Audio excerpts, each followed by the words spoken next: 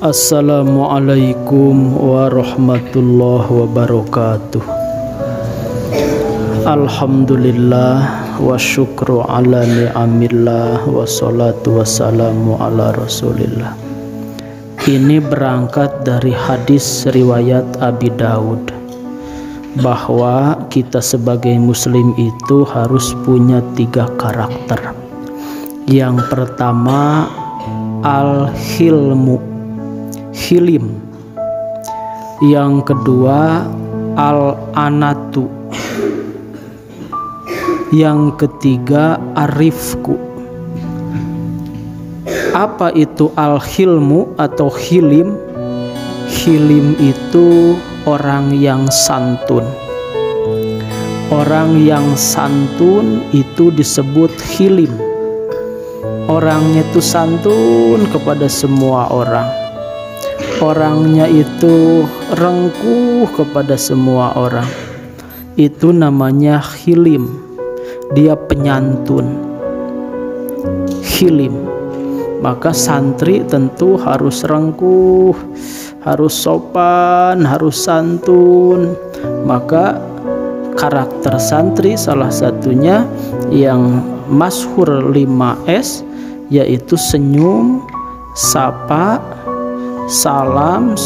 Jadi senyum, salam, sapa, sopan, santun.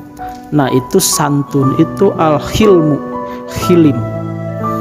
Jadi orang nggak akan melihat ilmu kita dulu, tapi yang akan dilihat orangnya santun enggak. Kalau santun, wah udah, kalian bakal dicintai orang, dibanggakan orang, dihargai orang, karena hukum kausalitasnya begitu. Menghargai orang, dihargai orang. Menyayangi orang, disayangi orang. Maka al-hilmu itu adalah santun. Yang kedua al-anatu. Apa itu al-anatu?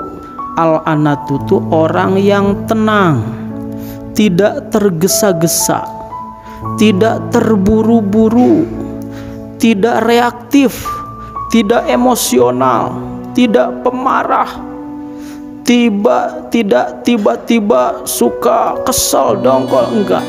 Dia itu al-anatu, tenang, tenang gitu. Dihina oleh temennya, jelek, tenang.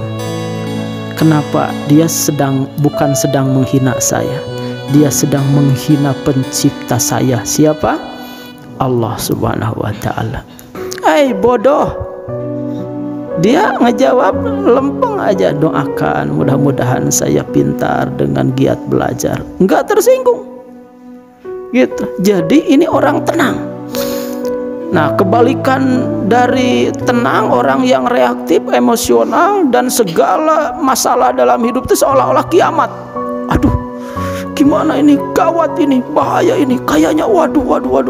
Dia brengsek, dia segala macam, dia marah, dongkol, kesel, reaktif, terus tegang, gelisah. Itu namanya kebalikan dari al-anatu.